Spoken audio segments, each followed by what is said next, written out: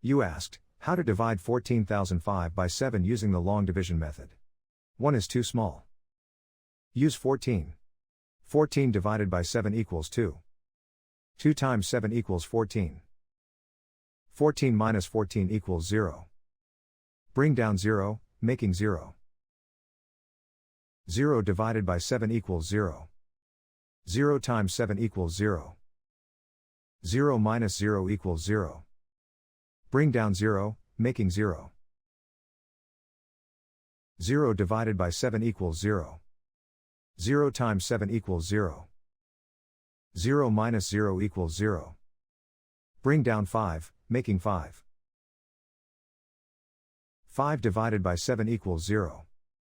0 times 7 equals 0. 5 minus 0 equals 5. The remainder is 5. The final result is 2000 remainder 5.